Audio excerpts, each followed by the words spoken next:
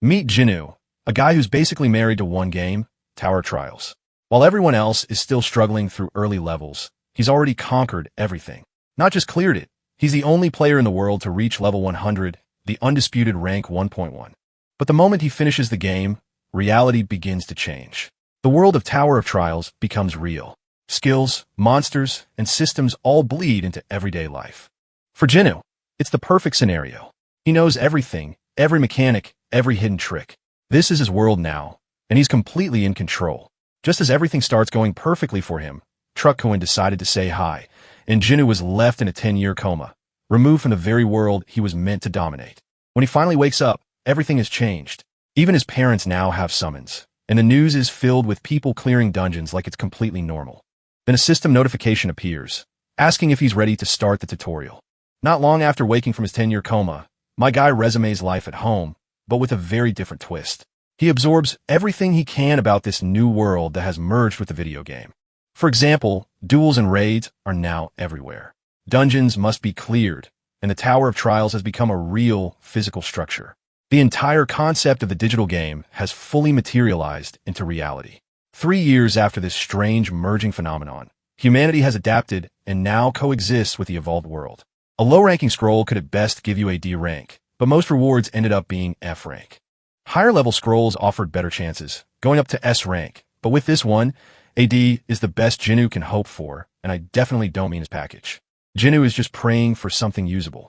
He'd even settle for an E rank if it came down to it. Bro just wants something workable. With that hope, our boy Tears opened the summoning scroll, activating its effects.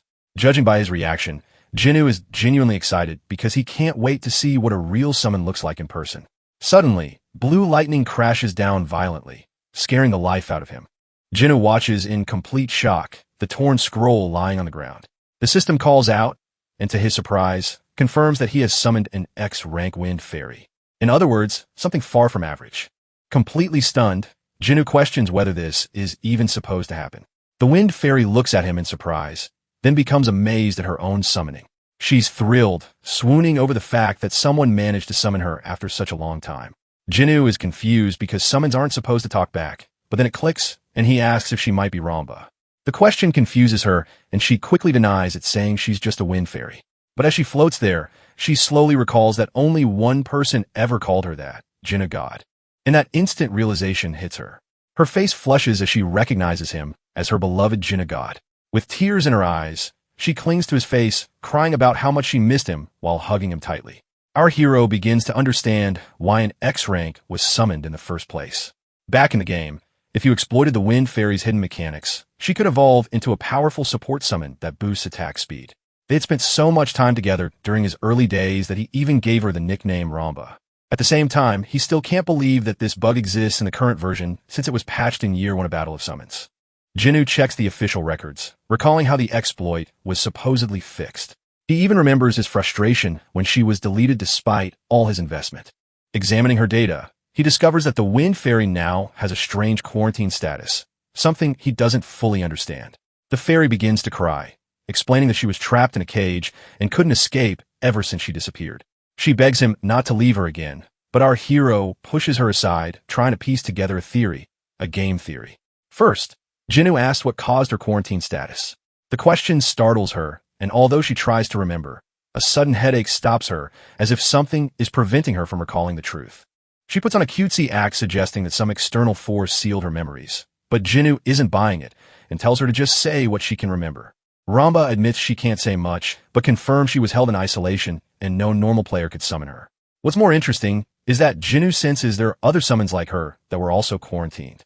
Ramba confirms this, though she never met them since they were kept separately. She estimates that at least 10 entities are part of this quarantine, which immediately gets Jinwoo thinking. His thoughts lead to a chilling conclusion. Back in the game, 10 of his summons were labeled as bugs and deleted under his care. If all of them were reclassified as X rank, then they might also be summonable. Ramba is simply happy that she managed to return to him through the scroll. Jinwoo theorizes that maybe these X-rank summons only respond to his scrolls, which would mean he's the only person in the world capable of pulling X-rank so easily. He suspects this might be a hidden reward for clearing the 100th floor during his final run. To test his theory, he opens another scroll, wondering if every drop guarantees an X rank. The next summon appears, a gorilla.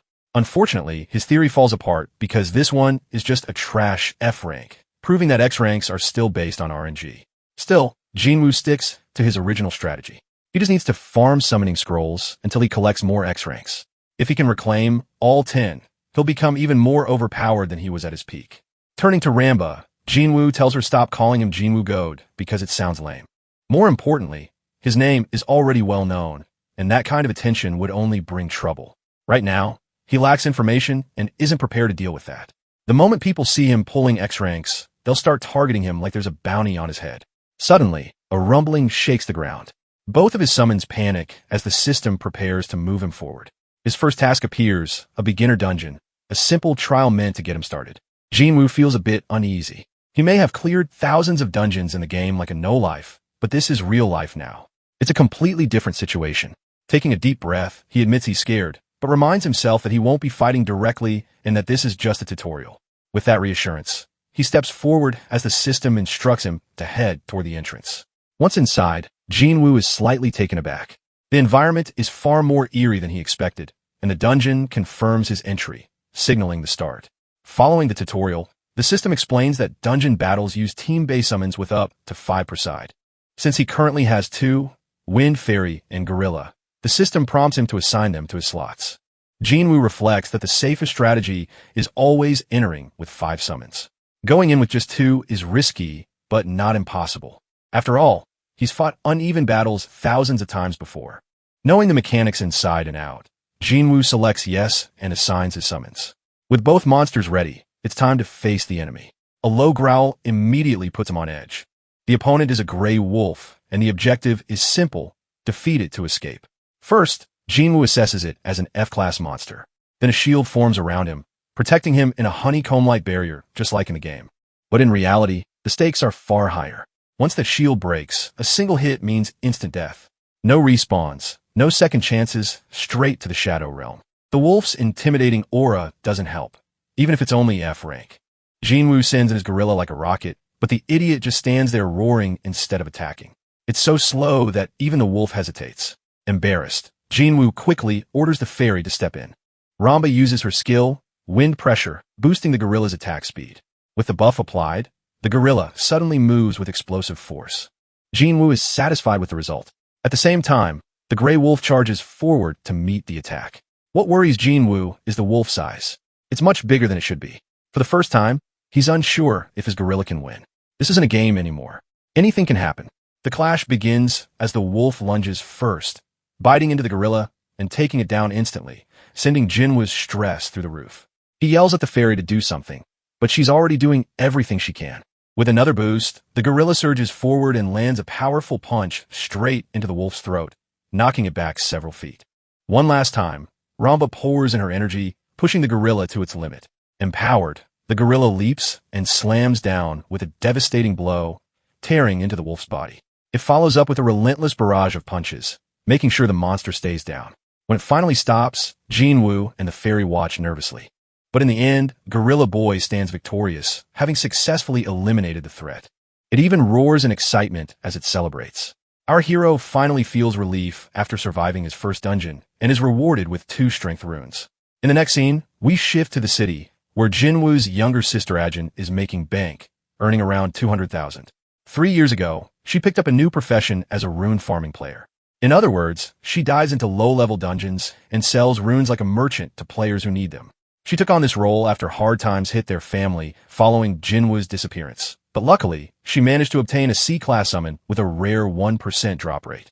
Thanks to her shadow elf, she can safely farm runes and make money with ease. Ajin checks her phone and is surprised to see her brother calling out of nowhere. She asks if he's already discharged while he immediately calls her a rune peddler to her face. The comment annoys her since it downplays her profession, and she quickly corrects him, telling him to call her a farming player instead. Our boy decides to play along and asks her where the synthesis center is located. Ajin explains that it's in the player zone, just as expected. Ever since the Tower of Trials manifested in the real world, people had to establish special areas for game-related activities. That's how the player zone came to exist.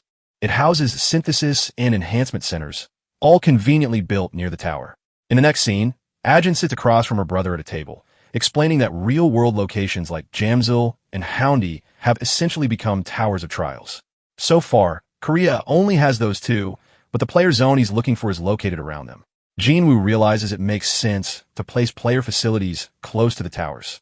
More importantly, Ajin becomes curious about what rank he obtained. Keeping things simple, he tells her he only got E and F rank summons, which excites her since even E ranks have about a 5% drop rate. Our boy stays casual, not revealing that he actually hit the jackpot. Still, he asks for her help since he wants to adapt to the system as quickly as possible. In return, he offers her some pocket money, even though Ajin admits she earns far more than him. Teasing her, he jokes that he might become the world's greatest player through some twist of fate. Ajin doesn't buy into his delusion, believing that players like Rachel or Zenus are untouchable, basically gods from another level. Jinwoo, however, takes it as a challenge and simply asks her to show him the player zone so he can see it for himself. As they walk, Ajin learns that he summoned a wind fairy, which she finds strange since she's never heard of that type before. Curious, she asks him to show it, but he refuses, which offends her because they're supposed to be siblings. Jinwoo instead asks her to show her summon first, and Ajin confidently agrees, telling him not to be too shocked. Honestly, he's curious what kind of summon gives her this much confidence. The answer is a C-rank shadow elf, and his face instantly turns blank. It's not even anything special in his eyes, which annoys Ajin since she believes summons like this are considered elite among players. Deep down, though, Jinwoo sees C-ranks as nothing more than fodder. Units he wouldn't even bring into a dungeon. He politely greets the elf, and even asks if it can speak Korean or say hello, but both Ajin and the summon stare at him like he's lost it. Ajin is completely confused by her brother's strange behavior, but in reality, he's testing whether all summons can talk. It turns out this one can't. Ajin even points out that summons aren't supposed to speak, giving him a reality check after dealing with Ramba. Now it's his turn to show his summon, but he straight up ghosts her and refuses. Ajin feels betrayed, like she just got scammed by tech support, while Jinwoo avoids showing anything because Ramba can talk and would draw attention. She calls him a scumbag and chases after him. Later, Jinwoo arrives at the player zone, which feels like a completely different world. The Jamsil area looks drastically different since the towers appeared, with corporations tearing everything down. It makes sense. No one wants an amusement park next to a tower filled with danger. At the same time, Jinwoo finds the idea thrilling. Ajin reminds her clueless brother that dungeons make the area dangerous, so it's not a place for fun. While that's true, Jinwoo can't help but feel excited seeing things in real life that he only experienced in the game. He quickly spots the exchange zone, where players trade items like scrolls and runes. It brings back memories of his time in the game, especially when he used to spend alongside his whale-rich friend. Ajin also points out the information desk, suggesting he use it whenever he needs help beyond the basics. Since he's a beginner, she recommends enrolling in an academy near player headquarters. Jinwoo reassures her that he'll be fine, believing he already has everything he needs. His focus is on growing stronger on his own within the zone. Ajin is still worried, but Jinwoo tells her to head home while he stays behind for a bit. She finds his behavior strange since his discharge, almost like he's a different person. Still, she convinces herself that he's just trying to work hard in his own way and decides to keep an eye on him when needed. They say their goodbyes, and later Jinwoo finds a secluded area where no one will notice him. He immediately summons Ramba, who excitedly greets him at full volume. He quickly shuts her up, telling her to stay quiet. Confused, the fairy doesn't understand, but Jinwoo firmly instructs her never to speak out loud in the real world. He explains that their conversations would attract attention, so she's only allowed to talk inside dungeons. With that settled, Jinwoo shifts his focus to his next goal, earning money to fund dungeon raids. Checking his balance, he realizes he's completely broke, just like a typical gamer in real life. Reality hits hard when he sees he only has 12-1 to his name. The thought of going back to part-time jobs makes him miserable. While others might suggest asking his parents for help, he refuses. His mother already works 3 jobs just to support the family, and asking her for money would feel like disrespecting her efforts. Feeling useless, he accepts that he has to start from scratch. The reason Jinwoo became unbeatable in the game was because he never spent real money. He was completely free to play and still reach the top, which honestly sounds unreal. That mindset gives him hope that he can climb from zero again. Suddenly, his eyes widen when he sees a transfer of 500,000 points. Shocked, he checks the source and realizes it's from his mother, who sent him money knowing he would never ask for it himself. The gesture overwhelms him. This is the same woman who cared for him during his 3-year coma, enduring countless struggles, truly the definition of a selfless parent. Jinwoo wipes his tears, grateful for her kindness, and swears to succeed no matter what to make his family proud. 3 lost years won't stop him. He's determined to use every second to rise again and gather the resources he needs for dungeon raids. That determination leads him to buy 3 more summoning scrolls. His first objective is to build a proper team. He pulls a slime mass and a horned butterfly, both F ranks, but his luck turns around with the third summon, an E rank poison lizard.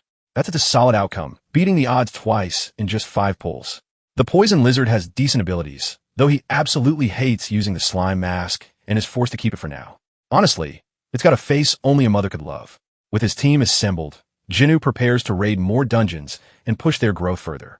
The system revolves around farming, hunting, and opening scrolls, and Jinnu is more than ready to grind. If he can recover all of his X-rank summons, he'll have the power to crush every obstacle standing in his way. His main plan is to acquire and recollect the remaining X-ranks. With the initial preparations finished, it's time for the real work. Jinnu searches for a dungeon location. In the game, it was simple since he just had to tap a spot, but now he's curious about how the real system works. It surprises him to the point that he even startles himself and others. That's because he learns that having a summoned creature alone isn't enough to enter a dungeon. Gates appear all over the country regardless of location, and difficulty is measured through energy emissions for ranking. But no matter how easy a dungeon is, people can't just enter freely unless they are officially registered. Our boy sulks because he has the worst luck imaginable. The fact that he awakened after this law was implemented hits him even harder. His little fairy is currently his only comfort since she supports him. Feeling slightly better, Jinnu pats her head before suddenly receiving a call from his sister. Ajin asks when he's coming home for dinner, but he tells her he'll eat on his own. He then asks about the player registration process, which she conveniently forgot to mention. Jinnu already knows she didn't bring it up, but in reality, the regulation is recent. Too many people were dying inside dungeons, forcing the government to introduce strict policies. The situation became so chaotic that agents now hover around every gate to verify entries and prevent new incidents. Jinnu realizes how slow and tedious the process is, but it also makes him wonder if it's intentionally designed to control players. If everyone became a player chasing wealth, the entire social system could collapse. On top of that, there's also a ranking system that lists players locally and globally. Korea is so low-ranked that it doesn't even appear on the international board.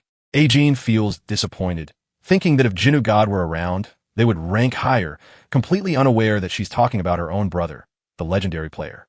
The call ends, and Jinnu decides to rest for the day. The next morning at home, food is ready. Jinnu is already preparing to leave at 6 a.m. His mother tells him to at least take a rice ball, but he insists he's fine. He quickly puts on his shoes and apologizes to his parents for only showing them his worst side, even thanking them sincerely for everything they've done.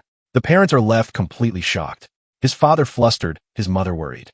The government has tightened safety protocols, and Jinnu checks his phone, learning that countless deaths occurred due to player recklessness. He can't say much either, since he himself was a gaming addict for the past 10 years. It's not something he's proud of. At the reception, he submits his application form and asks how many people actually passed the qualification. He learns there's a final test, which annoys him because 1,000 people are already waiting behind him. Still, he thinks that if he can't pass something this basic, then what's the point of being one of the 5 emperors of the heavens? In the next scene, we move to a different location. Park Chong, affiliated with HQ, is disappointed with the talent this year. Suddenly, the building is attacked and chaos erupts. A man invades using a giant orc summon, seeking revenge against Chong for killing his brothers. Meanwhile, Chong believes the attacker is a psychopath and summons his own monsters, mostly fire and wood-based creatures. The HQ is under attack, and while everyone panics, our boy remains calm until he realizes he's been dragged into something far bigger than expected. The bystanders panic and place their hopes in Chong. Jinnu senses a gang-related conflict, noticing the attacker in a sharp suit clearly has a vendetta. What shocks him is how even real-world criminals now use advanced summons. Chong shouts for an emergency and orders everyone to summon shields. Jinnu does the same, while Ramba almost speaks again before he quickly shuts her up, reminding her to stay silent in public. The orc charges in and the battle begins. Chang's fiery butterfly unleashes small meteors, but the orc tanks every hit, growing more aggressive. Chong starts getting pushed back, and Jinnu realizes the situation is worse than expected. If he intervenes, he'll be dragged into the conflict too. His goal was only to observe, but now he's forced to decide. As the orc brings down his axe on one of Chang's summons, Jinnu steps forward. Chong tells him to stay back, but Jinnu instead analyzes the situation and points out a crucial mistake. The orc has a fire resistance buff that activates at specific timings, making fire attacks ineffective unless timed correctly. Chang observes carefully and confirms the glowing effect on the orc's body. Taking advantage of this, he adjusts his strategy. He commands his flame turtle to prepare another fire spell and fires it at the correct moment. This time, the attack lands perfectly. Chang celebrates as the weakness is finally exposed. The wood-type summon destroys the enemy support creatures, leaving the attacker exposed. Then the flame turtle and flame butterfly combine attacks, overwhelming the orc completely. Soon, all enemy summons are wiped out and the attacker's shield breaks. Now cornered, the man attempts to surrender, bracing for the consequences, but a vine creature quickly restrains him, ignoring his pleas. Chang coldly declares that gang members are to be executed on sight. The criminal cries and begs, but it's too late. With a snap of Chang's fingers, the man is brutally killed, his body reduced to nothing. The fight ends. The crowd cheers for Chang's victory, praising him loudly, but Jinwoo is horrified. Everyone is completely unfazed that a man was just killed in front of them. That moment makes him realize the world he knew has already changed. Survival will require far more resolve than he expected. Chang approaches Jinwoo and thanks him sincerely for his earlier help, saying it allowed him to eliminate the terrorist. Grateful, he offers a reward. Using this opportunity, Jinwoo reveals that he hasn't registered at headquarters yet. The man is completely stunned by this information because this is the same kid who just gave him excellent combat advice while still being a total beginner. Chang asks for his ID card, assuring him that it's all they need for verification. Jinwoo hands it over, and Chang promises that a reward will be given after a quick background check. Satisfied, our boy leaves while Chang quietly watches him go and immediately contacts a friend, forwarding some data. He wants a full investigation into Jinwoo's background. In the next scene, our boy hands a pastry to the fairy for staying quiet, and she happily eats it. Even though Jinwoo understands that players usually struggle with their summons, he finds it surprisingly easy to keep her satisfied with something this simple. Still, something about all this is bothering him. Even though he didn't plan to get involved, everyone inside that building would have died if he hadn't stepped in. The world is different now, and he can't fully adapt to it yet. Jinwoo knows he has to keep climbing by hunting stronger targets. Summoning scrolls are essential for him, especially if he wants to recover the remaining X-rank beasts. His priority list includes the drill instructor and the explosion dragon mage. Luckily, both can still be obtained from low-rank scrolls. With that in mind, Jinwoo decides it's time to make his next move. Later, Chang's report comes in, and it completely shocks him. The new kid was hospitalized for 3 years, which explains why he was unregistered. That also lines up with the timeline when the world changed. However, what he can't understand is how quickly the kid decided to pursue registration right after being discharged. Looking over the file again, Chang has to question if what he's seeing is real. Trying to stay composed, he personally calls the examiner and replaces them, deciding to oversee the test himself. Something about Jinwoo's adaptability is too unusual to ignore. To Chang, this feels like watching a miracle in motion. Meanwhile, Jinwoo arrives at the waiting area with a visibly disappointed expression. There are too many people, and as an introvert, he's already overwhelmed. Everyone is here for training and certification, meaning passing this stage will take time. Still, Jinwoo remains calm, sitting quietly and acting like he's already above it all. Soon, the examiner appears, and it turns out to be Park Chang-suk himself. The first part of the test is a written assessment. Later, when Jinwoo meets Chang directly, the man mentions he didn't expect to see him here so soon. Chang calls it fate and asks about his training progress.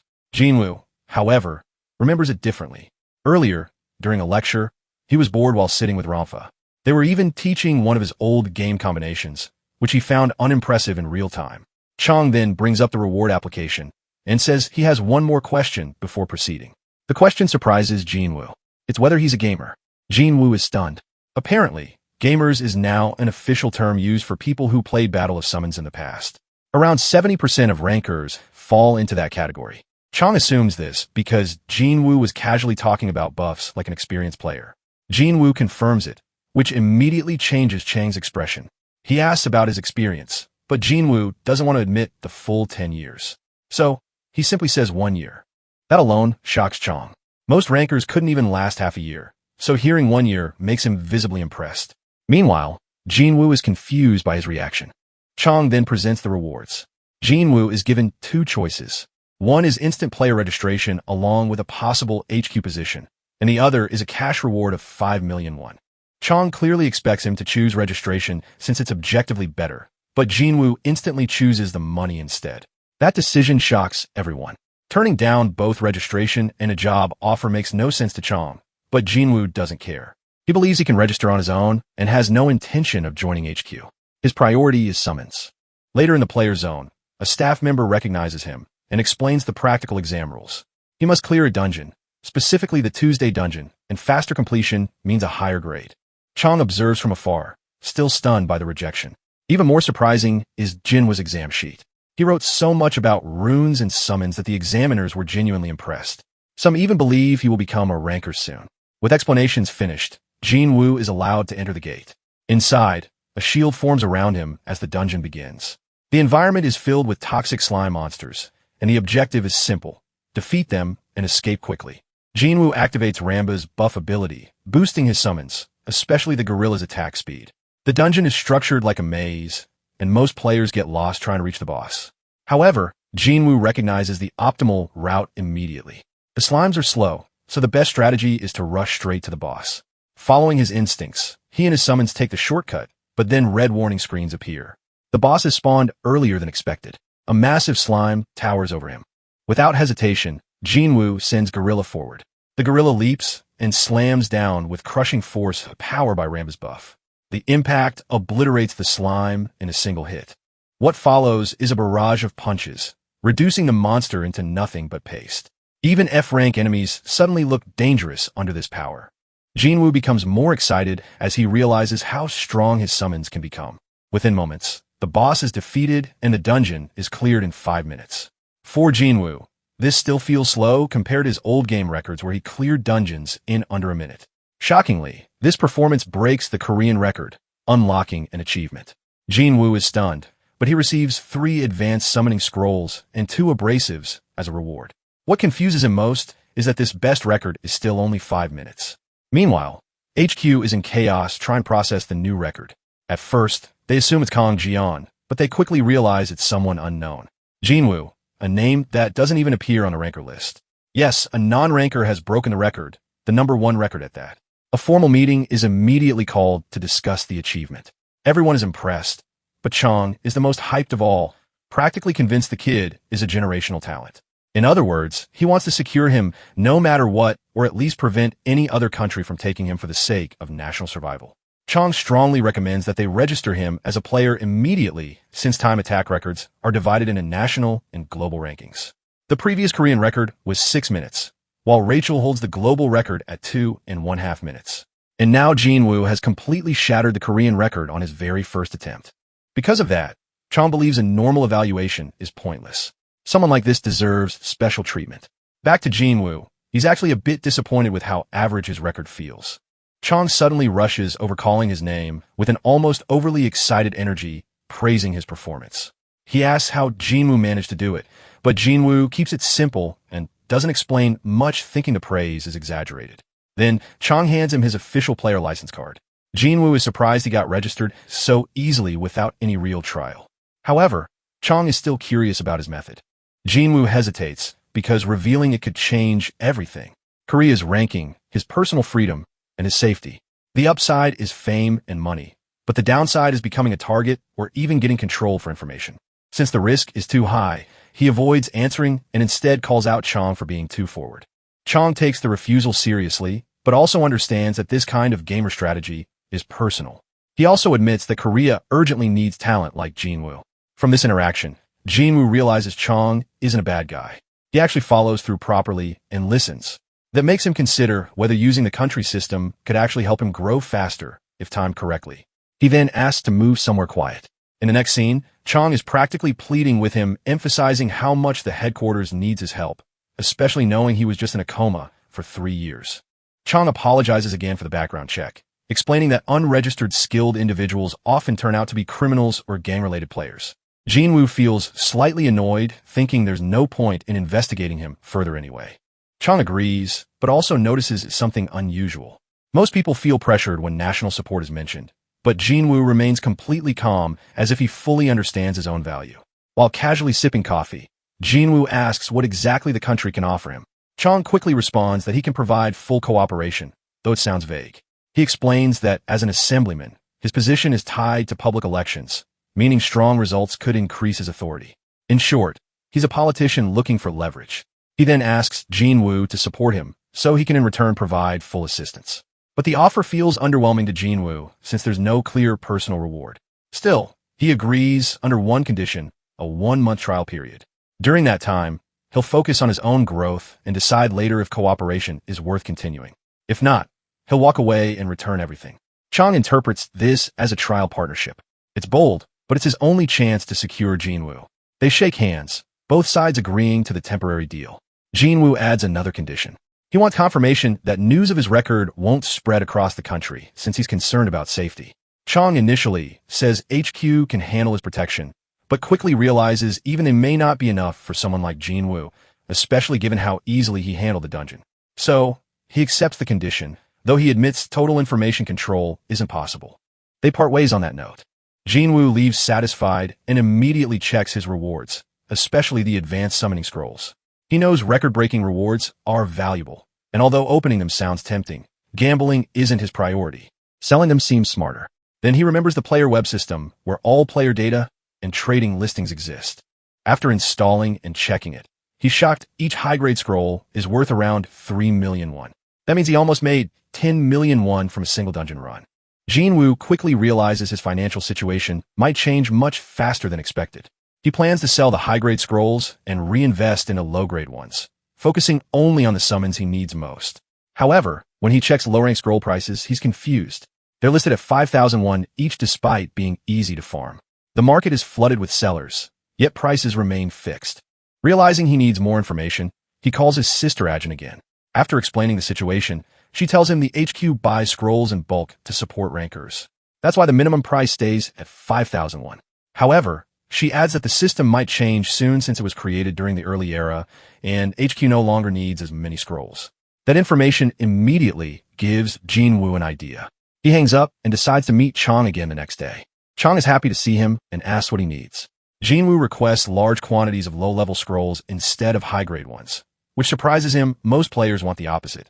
Jinwoo asks for as many as possible, and Chang explains that HQ processes around 50,000 low-grade scrolls daily, meaning supply is not an issue. He briefly worries Jinwoo might be trying to resell them, but Jinwoo clarifies there's no point since the market is already saturated. Chang becomes even more intrigued by his thinking. Jinwoo isn't acting like a normal player. His strategy is completely different. Still, Chang agrees, but he has one condition of his own. All he wants in return is a single piece of information that could benefit HQ given his position and responsibilities. If he gets caught supporting him behind the scenes, public trust in him will collapse. So, if Jinwoo can provide useful information, it has to be treated as a formal business transaction instead. In other words, our boy realizes nothing is being handed to him for free, which is fine since he doesn't want favors anyway. He agrees to the deal and starts explaining the concept of shaving seconds off achievement records. Normally, clearing a dungeon in first place grants 3 high-grade scrolls as a reward, but the same reward can be obtained again if another player breaks that record. In short, players can repeatedly beat the record by even 1 second, effectively resetting it and farming rewards over and over. This turns time attacks into a system for stacking scrolls. On top of that, it benefits the Korean Association as a whole since stronger players improve national rankings. Chang admits they've already experimented with the idea, but most players haven't properly used it yet, so there's still room to apply it. Next, Jinwoo brings up another strategy, this time for the Tuesday dungeon he cleared. Chael listens closely, practically waiting like an excited puppy, thinking he's about to hear some top-tier secret technique. Jinwoo explains that with this method, most players could clear the dungeon in under 3 minutes. But before sharing more, he ensures the information is worth the price. He increases his demand, adding 50 more high-grade scrolls on top of the low-grade ones. In total, he's effectively asking for around 100 million won worth of scrolls. It's an insane price, but Jinwoo considers it fair since the strategy can be applied across both low and high-tier dungeons, potentially generating billions in return. Chael agrees, stating that if the information proves valuable, he'll transfer 150 million won directly and also supply 10,000 low-rank scrolls daily. The next evening, Chael gathers his staff for a test. Everyone is expecting something significant. He begins by mentioning the recent Tuesday dungeon record, then casually claims he obtained a method to bypass it through overseas connections. He even frames Jinwoo as a test subject who unknowingly contributed to the discovery, warning them not to spread any details. The purpose of the meeting is simple.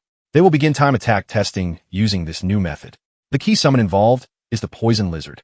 The poison lizard is roughly human-sized, classified as a brawler-type summon, tough and durable. However, it's unpopular due to how difficult it is to raise compared to other summons. Most players overlook it, except for one crucial trait. Its diet consists mainly of slimes. That single detail makes it perfect for the Tuesday dungeon. With it, fast clears become possible. In the next scene, players proudly report 4-minute completion times, confirming the method works. The once ignored poison lizard is suddenly celebrated as an essential summon. A few days later, news of the record spreads across the country. Sung fully realizes Jinwoo is far beyond an ordinary gamer. He decides to form a dedicated support team around him, selecting 3 skilled members with different specialties. Meanwhile, Jinwoo stares at his bank account, completely stunned by how rich he suddenly feels. He wonders why he never earned money like this before. But what excites him most is the 10,000 summoning scrolls he now has access to. Since Sung kept his promise, Jinwoo prepares to hold up his end of the deal. He sets up Ramba for another attempt. Water is poured onto the ground, and the wind fairy begins praying to every god she can think of, begging for an X-rank summon. Then the scrolls are opened, one after another. Thousands of summons are revealed, but most are junk. After opening 3,600 scrolls, Jinwoo is left exhausted with nothing valuable obtained. The fairy tells him it's unrealistic to expect an X rank so easily. She explains that summoning her was pure luck, basically god-tier RNG. In reality, even 100,000 low-rank scrolls might not guarantee an X-rank summon. Confused, Jinwoo asks if she understands the system properly. She explains that summons are tied to roughly 10% of the global population, meaning hundreds of millions of possible entities exist. X-rank summons, however, are isolated and unique. This shocks Jinwoo, though he's more focused on the fact that pulling one X rank out of hundreds of millions is basically lottery tier difficulty. Ramba adds that he is likely the only person in the world capable of summoning X ranks, but Jinwoo just sulks, realizing how impossible the odds really are. She also mentions that some summon groups have already been fully removed from circulation, making them unsummonable forever. Still, the odds remain brutal.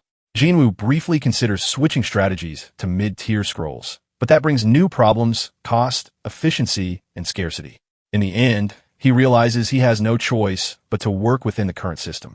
He opens another scroll with Ramba assisting him. 2 weeks pass. After opening around 140,000 scrolls, he still hasn't obtained a single X rank. During this time, he even moves closer to the player zone for convenience, refusing to rely too heavily on his parents. At the Synthesis Center, Jinwoo notes how much the building has changed along with the rest of the world. What used to be a famous hotel buffet is now a system facility. He holds ticket number 125 while Ramba nervously tells him not to mess up. Inside, he registers Ramba into the synthesis system and begins upgrading her by sacrificing multiple summons as materials. Her level increases to 21 along with improved intelligence. Ramba celebrates her growth excitedly, but Jinwoo remains unimpressed. This result came after 140,000 scrolls, and the maximum level is 100.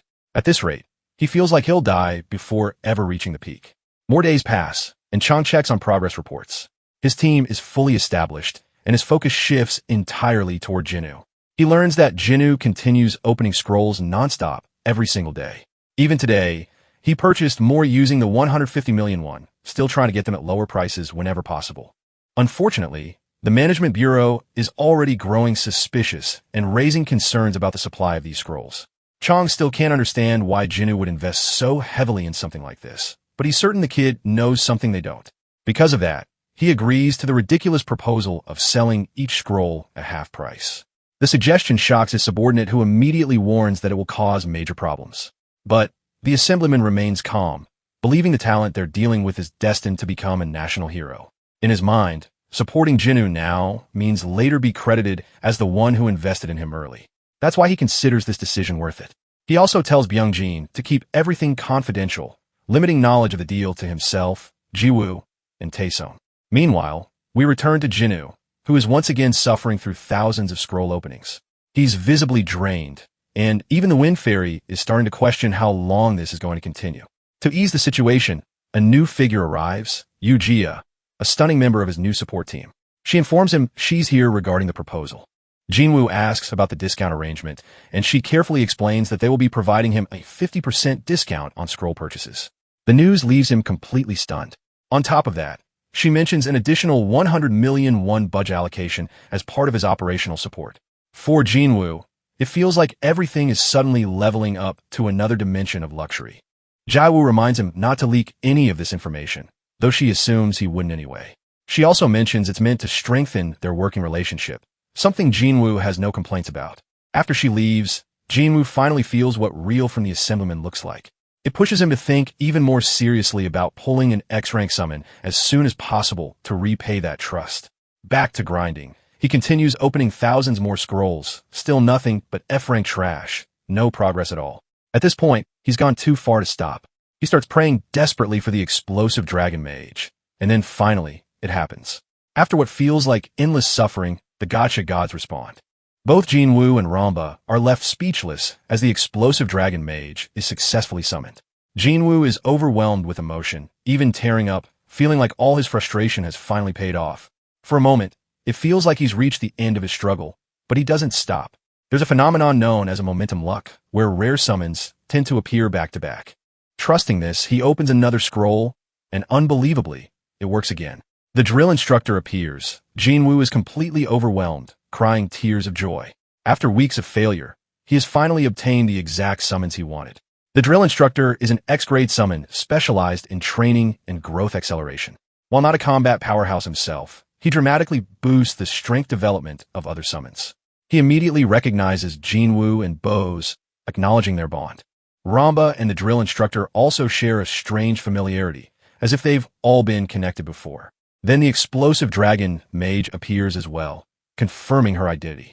Jinwoo hears her voice for the first time, and she turns out to have terrifying offensive potential, especially when paired with proper training support. With the drill instructor's guidance, her damage scaling becomes absurd. Both summons acknowledge Jinwoo as their master and show genuine respect. He calmly orders them to stay silent in public. That night back at home, Jinwoo is completely drained. His summons are now interacting with each other freely, while the drill instructor immediately begins assessing their weaknesses. He declares that all of them are too weak and need intense training. He first instructs the explosive dragon mage to refine her mana control in preparation for unlocking higher abilities. Then he turns to Romantica, who instantly panics under his intense gaze. His training plan for her is brutal, starting with basic strength development. He gives her an absurd first task: lift and swing a frying pan 5,000 times. The fairy looks helplessly toward Jinwoo for support, but he's mentally gone at this point. Meanwhile, back at HQ, Geo reports a new issue. The director has officially stopped supplying scrolls and is demanding a full investigation into their usage. Sung is confused, wondering why the director suddenly cares about something like this. Geo suspects interference from Hizu, another assemblyman and Sung's political rival. If scroll supply stops, Jinwoo's growth will also be affected. Sung is frustrated, but receives an unexpected call. Jinwoo himself, saying he no longer needs additional scrolls. Still, Sung remains wary of Hizu's interference and plans to deal with it later. Later at Guanacaste Mountain, Jinwoo prepares for his next dungeon. He wears a simple tracksuit and studies the area. In this world, there are several dungeon types: exploration dungeons for materials, Tower of Trials dungeons for high difficulty, and Chaos Dragon dungeons requiring full parties, though that last one hasn't fully manifested in reality yet. There are also rare stage dungeons, but those are uncommon. Despite recommendations to use a party, Jinwoo prefers going solo. A staff member checks his license, confirms his registration, and lets him proceed. Inside, Jinwoo is immediately met with chaos. A full-scale battle is underway, humans versus monsters. This is a subjugation-type dungeon already in progress. Soldiers are barely holding the line as waves of orcs push forward. For a moment, it feels familiar to him, just like a game. But now that everything is real, he can feel every bit of the intense pressure in the air. What stands before him is no longer a simulation, but a full-scale war where soldiers desperately shout for healers to keep them alive. The boy decides to stay calm and quickly summons his units to deal with the orcs. He tells Ramba to boost the drill instructor's attack speed and orders the explosive dragon mage to provide cover using her fire spells. At the same time, he commands the deranked Mini Kong to charge straight toward the orc boss, completely ignoring the chaos in between. His focus is entirely on the boss because of the simple structure of the orc's subjugation dungeon. As long as the giant orc at the back is taken down, victory is guaranteed and the battle will end. Meanwhile, with Ramba's buff in effect, the drill instructor goes completely wild, cutting down orcs one after another as if they were mere insects. Watching this, Jinwoo begins to wonder if this overwhelming strength comes from being an X rank. A small smile forms on his face as it becomes clear the battle might end before he even gets the chance to properly warm up. Even the soldiers who were struggling just moments ago are left stunned, seeing powerful allies appear out of nowhere and completely shift the tide of the fight. Mini Kong leaps straight into the orcs while the Golden Fairy continues healing without pause. Ramba, on the other hand, seems to be enjoying herself, provoking the monsters and making them throw their weapons at her. Seeing this, the boy immediately scolds her for messing around. Meanwhile, the explosive dragon mage unleashes her signature fire spell, burning every orc that comes into contact with her flames. Before long, through their teamwork, the boss finally falls and a notification appears confirming that the dungeon has been successfully cleared. All the summons celebrate their small victory as the system rewards them with experience points, allowing them to level up. On top of that, Jinwoo hits the jackpot by receiving an intermediate summoning scroll along with 500,000 won. These rewards push him to start looking for new dungeons right away since he not only leveled up his summons, but also earned easy cash in the process. He begins planning to make it big overnight and finally stop being a broke loser. Meanwhile, back at headquarters, Assemblyman Cha Hae-in is being scolded by Ji Ai-hoon for making such a reckless bet. Apparently, he let his anger get the better of him and is now facing the consequences. During earlier meeting with Hyo Soo-hyun and the director, things escalated into an argument that nearly turned into a full-blown fight. The director tried to step in and stop the clash between Assemblyman Heezu and Chong. Heezu insisted he was only giving advice, but Chong clearly had no interest in hearing something that sounded more like an insult than help. Heezu then mocks him, calling him a loser since none of his talents have ever made it to the national team. That comment pushes Park Chong over the edge, and the argument quickly intensifies. Unfortunately for him, his rival actually has the skills to back up his words. Even so, Park refuses to let Heezu look down on him like that. Sensing that Park is about to lose control, Heezu proposes a bet to see whose talent can reach a higher rank, and Park immediately agrees without thinking it through. Heezu then raises the stakes, adding that the loser must publicly admit the other is better and resign from their position. To make sure neither of them backs out, he adds a penalty of 1 billion won. Instead of reconsidering, Park quickly agrees and even suggests drafting a proper contract for the bet. As the story shifts back, Jia questions him, asking if he made such a reckless decision just because of Jinwoo. She admits the boy is a genius, but reminds him that at the end of the day, he is still just a gamer who might fall short compared to registered rankers. The man, however, remains unfazed, stating that he fully believes in Jinwoo and is confident the boy will bring massive returns if supported properly. Just then, an assistant rushes into the room and loudly announces that he has identified the person responsible for solo clearing D-rank dungeons. It turns out to be none other than Jinwoo. Hearing this, the assemblyman is left speechless, his mouth hanging open. While Jia struggles to believe it, she argues that it has only been a month since the boy registered, and she cannot understand how he is already clearing dungeons in under 5 minutes. The assemblyman immediately takes advantage of the situation, switching his tone as he starts bragging about his instincts, claiming he always knew the boy was special. The excitement on his face is obvious as he begins looking forward to winning the ridiculous bet he made. Back at home, the boy lies on his bed staring at his phone screen. He cannot help but giggle while checking his bank balance. The poor guy has never seen this much money in one place before. After farming D-rank dungeons nonstop, he managed to stack up a solid 16 million. The intermediate scrolls turn out to be his biggest source of income, earning him some seriously huge profits. He drops to his knees and basks in the reward of all that hard work, convincing himself he might actually be the chosen one. That is a bit conceited considering his summons did most of the work. Still, he decides to divide the money into different accounts for separate purposes. First, he sets aside funds for monthly expenses, then he creates another account to share part of his earnings with his family and make them proud. Lastly, and most importantly, he sets aside 10 million, the same amount that got his name into the headlines, placing it into a savings account strictly for personal use. The rest of his balance is reserved for himself. While you can never have enough wealth, Jinwoo understands the importance of investing in his growth as a player. All of his summons are already above level 30. The next step in strengthening them is through powerful runes. It will not be easy, but grinding dungeons daily remains the most efficient method. Still, he wonders if buying a main summon from the black market might speed up his farming. Suddenly, his jaw drops when he sees how expensive C-rank summons are. A weak-looking Thunderbat still costs an eye-watering 20 million. That is not even the worst part. B-rank summons start in the hundreds of millions, And as for A or S rank, none are available at all. He sighs, realizing that B rank summons are incredibly rare. Even so, it does not discourage him much. He always knew the day would come when he would need outside assistance. Back at the assemblyman's office, the man's calm and composed demeanor completely shatters when he hears some thrilling news. Another request has arrived from the star player Jinwoo. The moment he hears the name, he practically starts fangirling like a kid on sugar. He eagerly asks what the request is about, seriously frightening the poor staff member delivering the message. The assistant simply shows him the list, which contains every summon Jinwoo wants to purchase. The total climbs past 1 billion won, as if it were pocket change. The assemblyman's eyes nearly pop out of their sockets at the audacity. He lets out a dry laugh, wondering if the boy truly believes such an amount can be arranged overnight. However, his sarcasm fades when his subordinate adds one crucial detail. Jinwoo has promised to reveal secret information about time attacks and daily dungeons. That immediately grabs his full attention. He confirms whether the player truly means information for every single day of the week. It sounds far too generous, almost suspicious.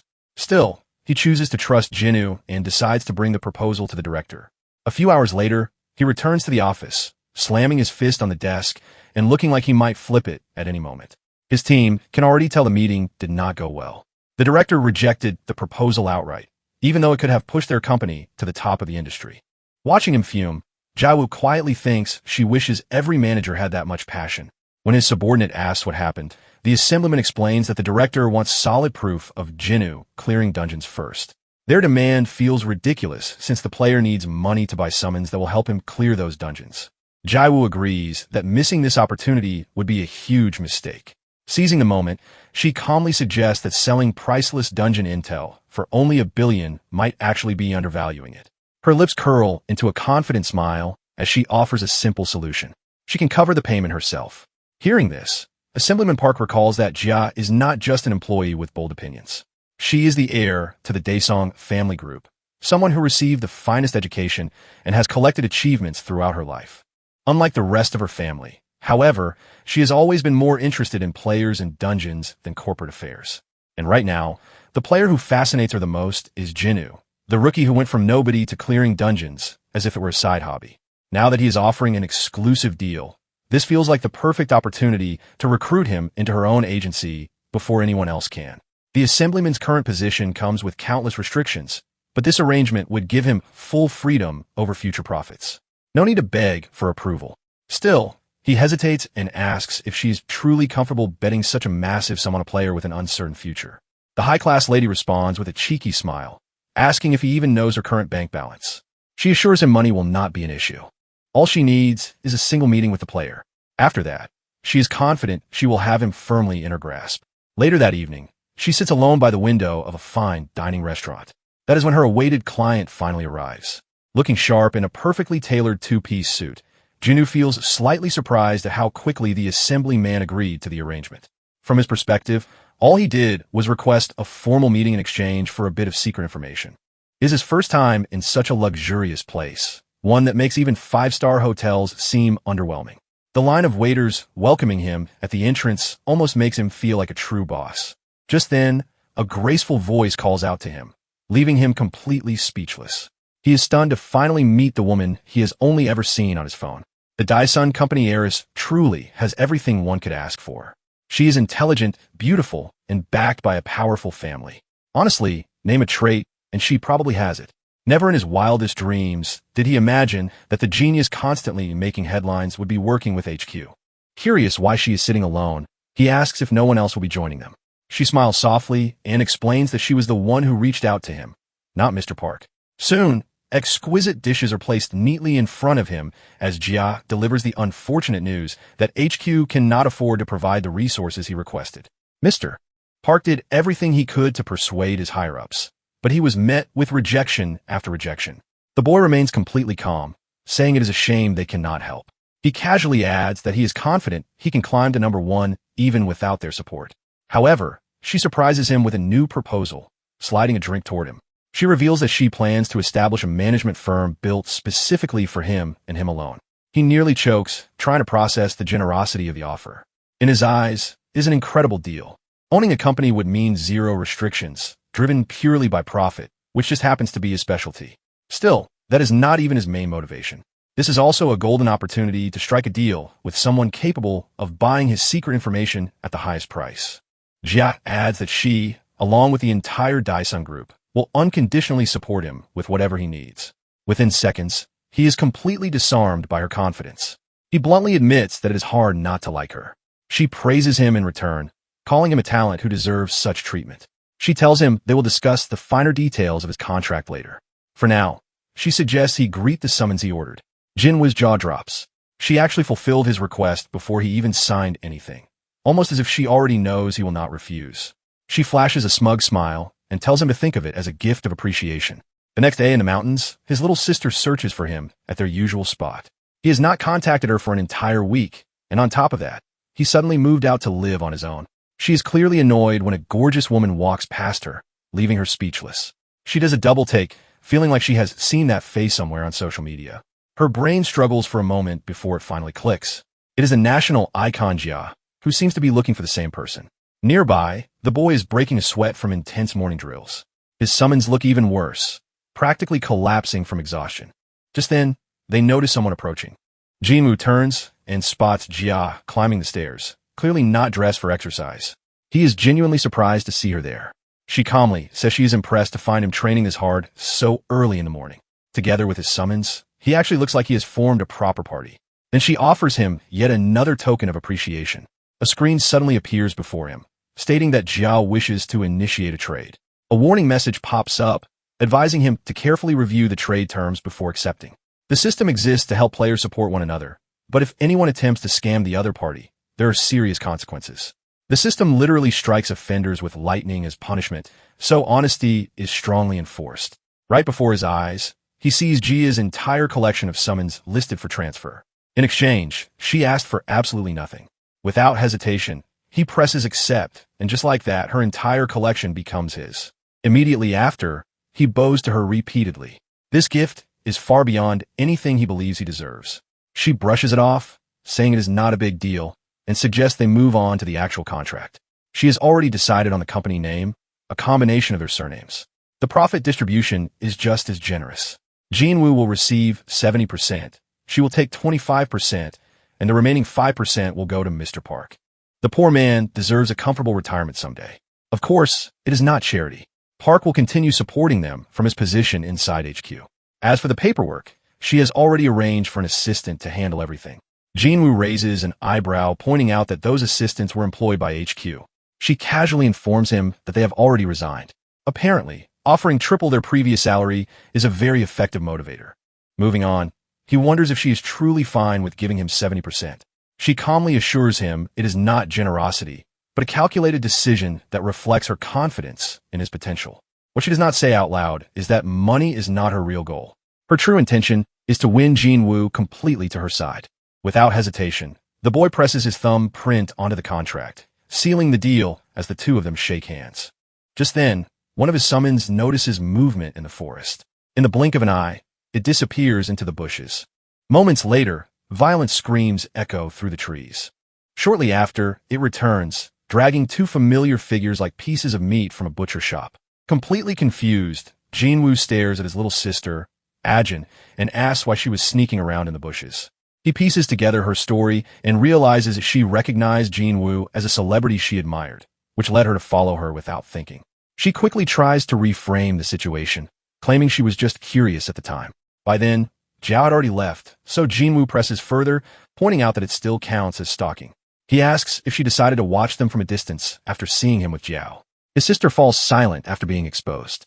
After a brief pause, she finally admits the truth without resistance. Right after that, she jumps toward him and demands to know how he even knows Jiao and how he managed to meet someone like her. Jinwoo explains that his contract includes a clause requiring him to introduce his family to Ms. Jiao. He adds that she had planned to meet them formally anyway. His sister immediately begins to swoon at the thought of meeting her idol with the family. Before he can continue, she cuts him off again, pressing for more details. He begins explaining that he used to be a well-known gamer who once held the record for clearing low-ranked dungeons faster than anyone else. Because of that, he frequently visited headquarters and eventually met Jiao by chance. She asks if it is the same game he used to play on his phone all the time. Jinwoo panics at the risk of exposing his identity as Jinwoo God. He quickly claims it was a different game and that he only played for about a year. His sister catches the hint and remarks that it still sounds impressive even if the game itself was trash. She then teases him, asking if all that time he wasted on games has finally paid off. Deep down, Jinwoo knows he can trust the family that has taken care of him for the past 3 years, but he still refuses to put them in danger. He decides he will only reveal everything once he is strong enough to protect them completely. Ajin points out that he kept this information from her all this time, but Jinwoo replies that he always intended to tell her eventually. He asked her to keep a secret for now until he personally explains everything to their parents. She struggles to believe what she just heard, but Jinwoo insists he has his reasons for staying silent. Eventually, she agrees despite her doubts. In the background, Ramba can no longer handle the weight of the dragon mage and finally collapses under the strain. At the same time, the drill instructor corners her shadow elf, making it visibly anxious. Jinwoo quickly tells Ajin to pair the shadow elf with a shadow wolf, explaining that without the wolf, its efficiency drops to less than 10% of its full potential. She is surprised to hear that, especially since the summon is completely new to her. Jinwoo explains that it makes sense because the summon belongs to the B-rank tier. Curious, she wonders how she could possibly obtain a B-rank summon and immediately searches the online catalog for answers. In the next moment, her expression falls into despair as she shows him the price, asking how he expects her to afford something that costs 500 million. She sarcastically remarks that at this rate, she might be able to buy it in 20 years. However, her brother calmly replies that he can get it for her within a month without much trouble. She bursts into laughter at the claim and mocks him for trying to act cool just because he has recently gained some recognition as a gamer. She tells him to forget about it and insists that she will save up little by little until she can afford it on her own someday. He simply smiles, stands up, and tells her not to cry when he actually makes it happen, which only leaves her more confused. She begins to feel that her brother has changed into a completely different person lately, while her frightened elf quietly snuggles into her lap for comfort. About a week later, outside one of the weekday dungeons, Jinwoo meets up with the company team as planned. They hand him a set of new gear, which confuses him at first since he did not expect anything like that. Ji-sung explains that for the Ubox company, information is their most valuable asset above everything else. She tells him that they sell high-definition recordings of dungeon runs at premium prices, and the special gear exists to capture everything during the process. She continues by explaining that the equipment records the surroundings in full three-dimensional detail, while remaining lightweight enough to wear comfortably. As soon as he puts it on, the assistant activates the system, and it begins recording everything around him like a set of prying eyes. Jinwoo feels slightly embarrassed, saying this might be the most awkward situation he has ever experienced. He adds that he has never attempted a Monday dungeon before, so the run might not look very clean. Jinwoo reassures him that they will simply edit the best parts together afterward. He thanks her and casually asks if it would be fine for him to break the national record the moment he enters the dungeon. This completely startles her, and she stares at him in disbelief before giving a hesitant approval.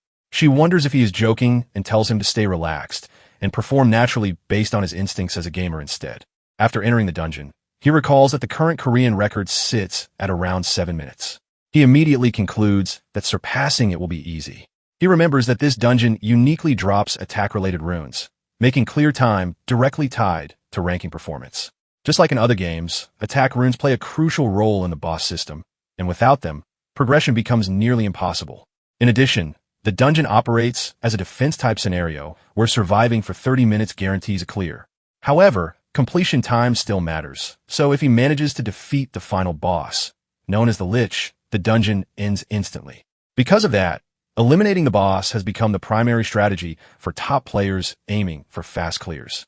He checks his equipment and opens his interface, which displays options to organize 3 different teams for battle. Jinwoo has already prepared everything in advance, so he quickly loads a preset configuration without wasting any time. For his first team, he summons the training instructor, the combat aide, and Mini Kong, while for the second team, he selects the Priest of Radiance along with the Golden Fairy. His status screen updates, showing that the Horde of the Lich has begun its approach and that he must hold out for 30 minutes under pressure.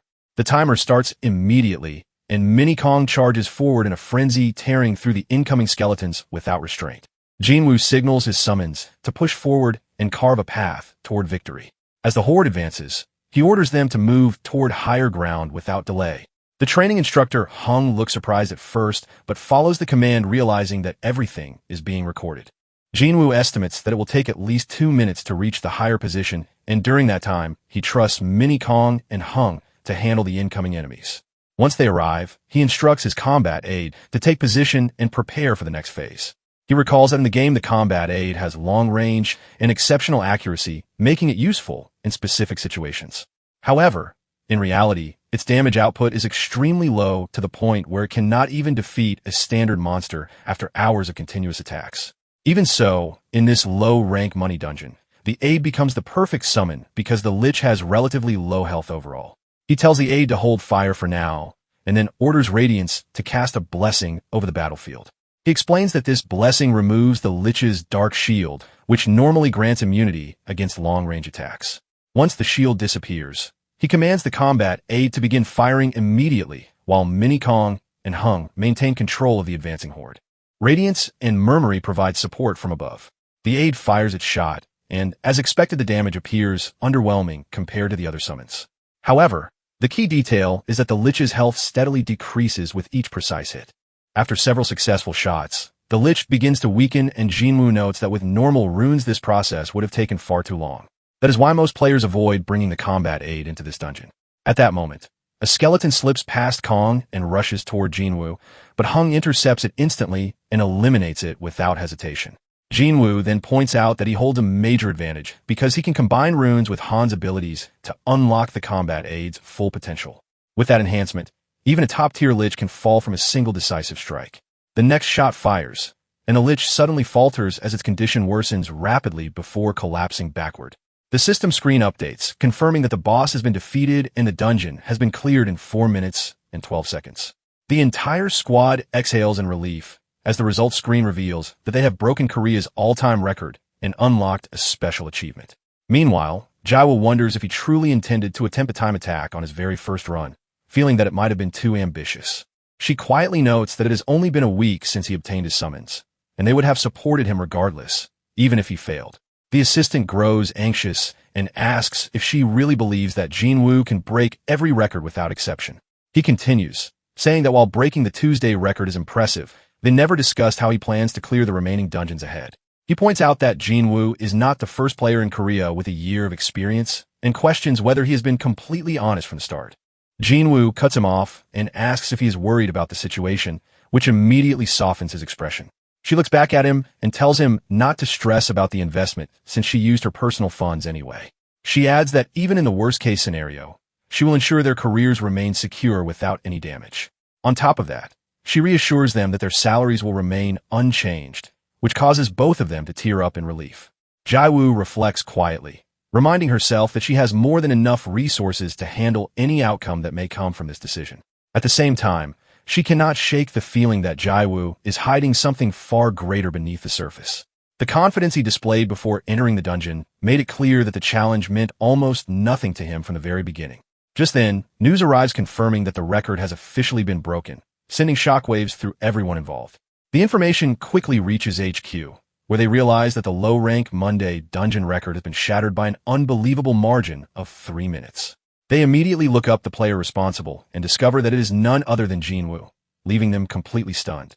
Back at the dungeon entrance, Jia's hands tremble as she begins to grasp the full weight of what just happened.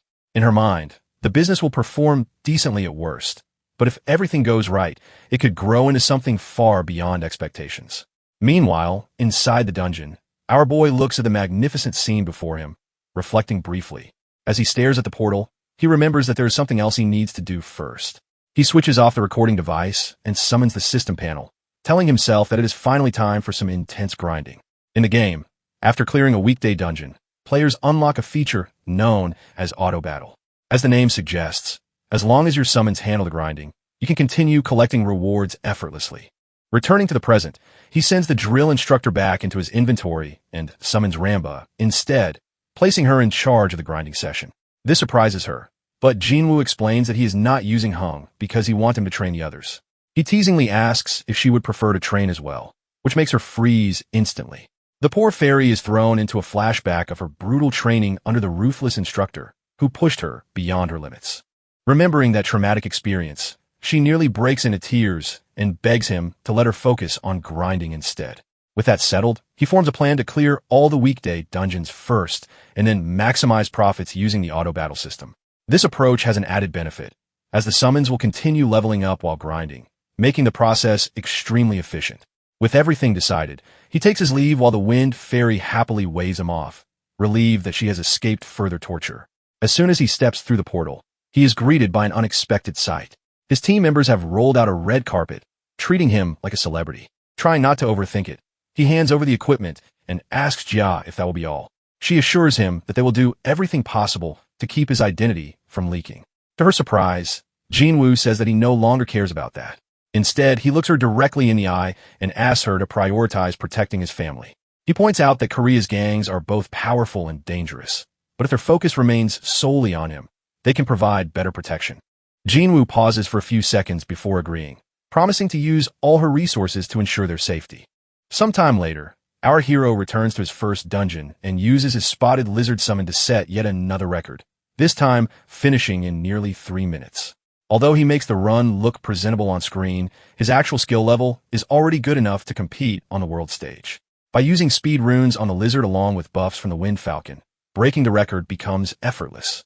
After finishing, Jinwoo turns off the recording and returns to the real world.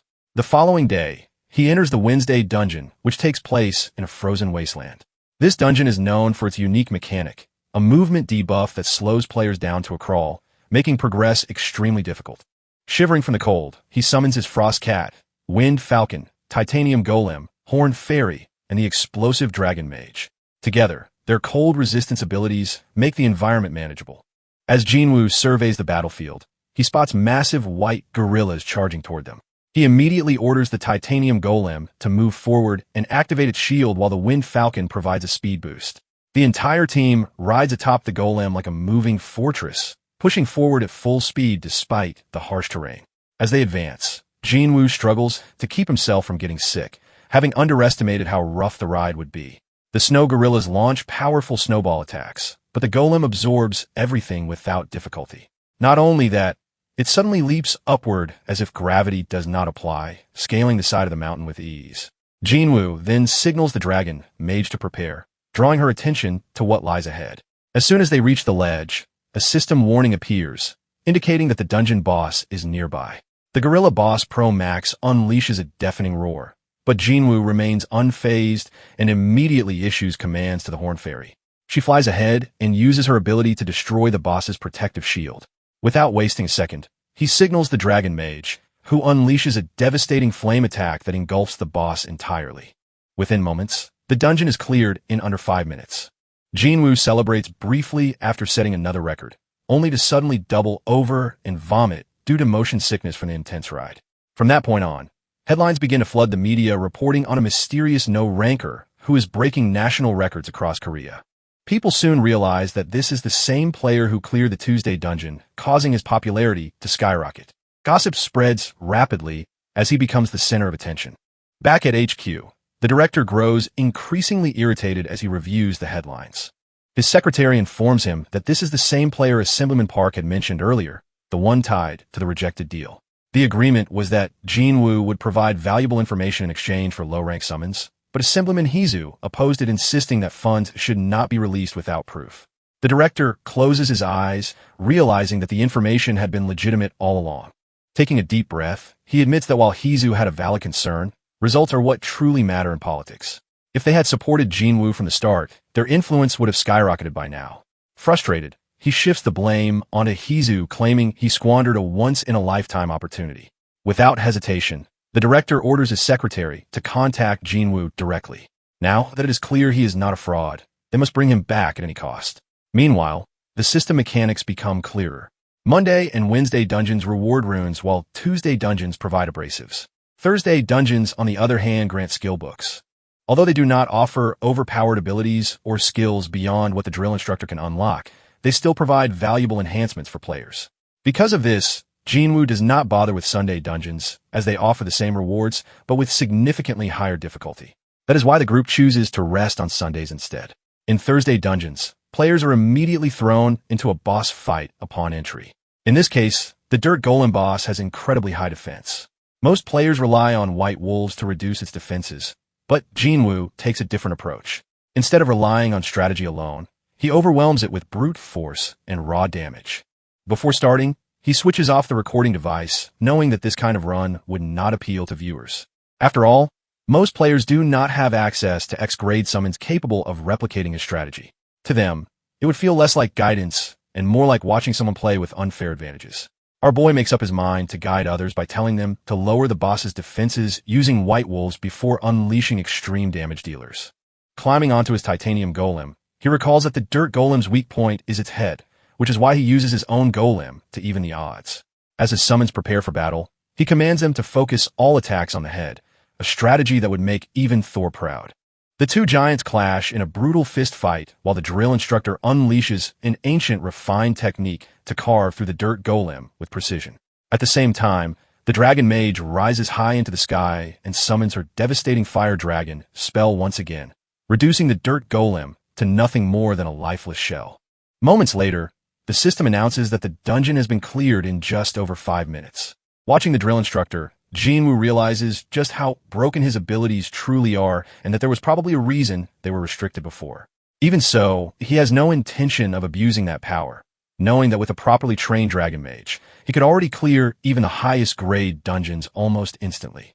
He starts doing the math in his head, estimating that including entry time, a full clear might take around 10 seconds. Waving at the drill instructor, he calls out that there is still time to squeeze in one more dungeon. Later, as he returns to the real world, 2 men in business suits approach him and ask if he is Jinwoo. They hand him a business card and introduce themselves as representatives from headquarters. He accepts the card half-heartedly and asks what they want from him this time. The black-haired man forces a polite smile and explains that they reviewed the proposal he submitted earlier, saying that the deal might actually be possible. However, before he can continue, Jinwoo raises his hand and cuts him off. With a calm smile, he tells them not to bother anymore. Both men are caught off guard by the sudden rejection. Jinwoo simply smiles, thinking back to how trusting and generous GA has been compared to the strict and greedy nature of headquarters. He explains that he's already affiliated with the company, and if they wish to discuss anything further, they should contact GA through his agency. With that, he walks away, leaving the 2 men completely confused. The brown-haired man guesses that it might be the same GA from the Daesung group, while the other decides it is best to return and investigate further. Deep down, however, he cannot shake the feeling that they have just missed out on a massive opportunity. Meanwhile, our hero stands atop a large rooftop, scanning the surroundings and deciding that the location will do. Shifting into preparation mode, he recalls that the Friday dungeon is completely different from the others. Instead of relying on summons to fight, it requires the summoner to physically traverse the area and clear it. That is why he has chosen to begin training ahead of time. Jinwoo summons a sky wyvern, a massive blue dragon-like creature, and peers over the edge, feeling a wave of fear despite having a protective shield in place. He calls out to his wyvern, asking if it is ready, then climbs on as they take off into the sky. At first, he keeps his eyes tightly shut out of fear, but he slowly opens them and realizes that the experience is far more enjoyable than he expected. Gaining confidence, he urges the wyvern to fly faster. Sometime later, he arrives at an unmarked island off the coast and summons the dragon mage along with the drill instructor. The instructor immediately praises his speed, but Jinwoo brushes it off as nothing special. The dragon mage then mentions how difficult it was when they first learned to ride wyverns, reminding him that they once trained with both wyverns and dolphins. When she praises him again, Jinwoo blushes slightly and thanks her, which leaves the drill instructor looking oddly dejected. Turning his gaze toward the ocean, Jinwoo declares that it is time to practice riding dolphins as well. He hypes them up, saying that learning from experienced riders like them will be the fastest way to improve. A few days later, the Friday dungeon finally opens. This dungeon is unique because it can reward top-tier runes. At the start, Jinwoo summons his Wind Falcon and orders it to grant him a speed boost. Taking his position, he waits for the countdown. The moment it begins, he bursts forward, skillfully dodging the incoming projectiles. Moving at incredible speed, he dashes past obstacles and decides to take a hidden route. Instead of crossing the water normally, he leaps into the ocean and summons his sky dolphin. Grabbing onto its fin, he takes a deep breath and dives beneath the surface, avoiding all the obstacles above. After reaching the other side, the dolphin launches into the air, and Jinwoo immediately summons his wyvern. Appearing right beneath him, it allows him to land smoothly on its back before soaring into the sky. From there, he flies over the remaining obstacles with ease, bypassing the entire course in a way that makes the design path seem irrelevant. The rest of the run becomes effortless as he glides straight toward the finish line. Moments later, the system announces that the dungeon has been cleared. Jinwoo celebrates as he realizes he has completed it in just over 2 minutes, completely shattering the South Korean record. As a result, he receives a special reward for his performance. Flashing a confident peace sign, he rides off into the sky with his wyvern, marking yet another overwhelming victory. After clearing the Friday dungeon, it was noted that the Saturday dungeon had also appeared as black smoke rose from the dense forest. Jinwoo controlled his summoned beast, directing it to retreat from the blazing flames behind them. While the large bird flew away from the forest, as the monsters were burned to ashes, the system announced that every monster had been annihilated and that the dungeon had been cleared with a time of 0 hours, 3 minutes, and 40 seconds. Later that evening, beneath the Rocky Mountain, as flocks of weary birds returned to their nests, it was recorded that the Sunday dungeon had likewise been cleared in record time. Jinwoo and his companions attacked a humanoid monster whose